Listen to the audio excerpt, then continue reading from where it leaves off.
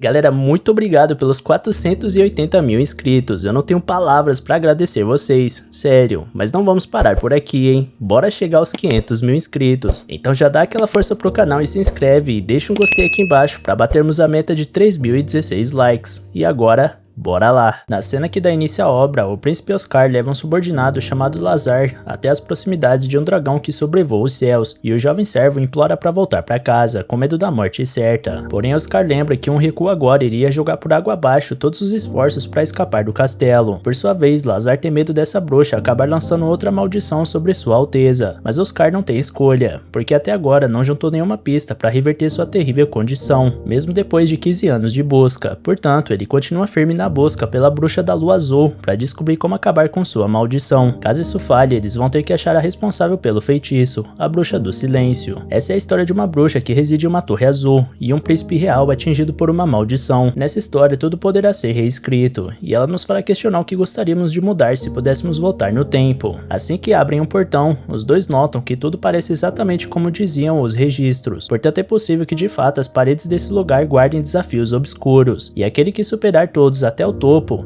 terá seu desejo atendido pela bruxa. Como é uma jornada extremamente perigosa, o príncipe pede pro servo esperar ali embaixo e promete estar de volta antes do pôr do sol, mas o jovem não quer deixar seu mestre sozinho nesse lugar. Logo no segundo andar, o nobre se aproxima de uma enorme placa de pedra com escrituras, e Lazar alerta sobre as coisas que cercam o piso. Porém, Oscar diz que vai ficar tudo bem, porque elas não são venenosas, e encara o primeiro desafio que mostra uma antiga teoria matemática estudada há cerca de 100 anos numa pequena nação oriental, famosa por nunca ter sido solucionada.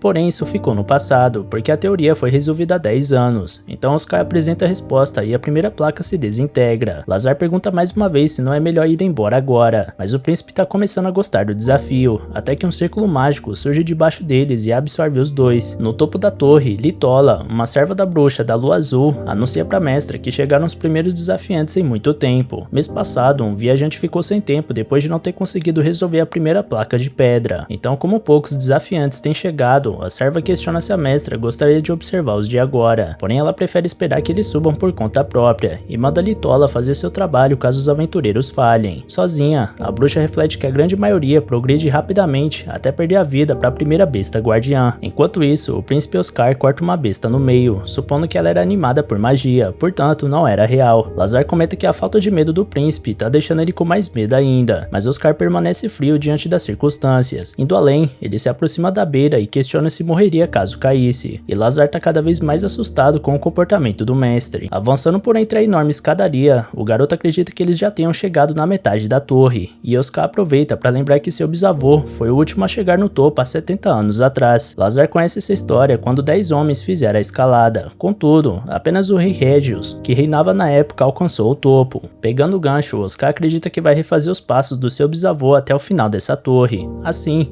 eles chegam até uma porta que guardava dois assombrosos gárgulas de pedra, então o monarca desembainha a espada na suspeita dos monstros ganharem vida. Oscar mostra menos paciência com o nervosismo do seu servo e manda ele voltar, quando finalmente as criaturas se manifestam e atacam o príncipe. Oscar usa da sua serenidade para manter a calma e estudar os movimentos do inimigo, e ao desviar do primeiro ataque, ele revida com um golpe certeiro que corta um dos gárgulas no meio. Nesse instante, Litola alerta a mestra que os desafiantes chegaram na sala dos gárgulas. A bruxa pergunta quantos são, e Litola responde que são 2, mas na prática um só. A mestra estava fazendo um chá para eles, mesmo acreditando que eles não vão chegar para fazer as honras. Porém, Litola afirma com convicção que aquele desafio será superado, causando uma surpresa real na bruxa. Por fim, Oscar arranca a espada de dentro do olho do último gárgula e corta a estátua, dando fim ao embate. Dessa vez, ele percebe que chegou a um estágio onde sofrer um golpe pode custar sua vida, mas isso não impede ele de prosseguir sua jornada. Entretanto, antes de passar para o próximo nível, o chão do piso começa a se desfazer e separa o mestre do seu servo, e conforme o chão vai cedendo na direção do jovem garoto, Lazar pede para que o príncipe continue sem ele, enquanto revela que aguarda ansiosamente pelo dia em que Oscar se tornará rei. Então o piso que sustentava Lazar finalmente cai e leva junto o rapaz, que cai nas sombras de um buraco sem fim. Sem ter como evitar a queda, o futuro rei se vira e mantém a determinação de atingir o topo, abrindo a porta rumo ao próximo estágio da torre. Dessa vez, o recinto não se parece nada com as salas que outrora guardavam demônios de pedra.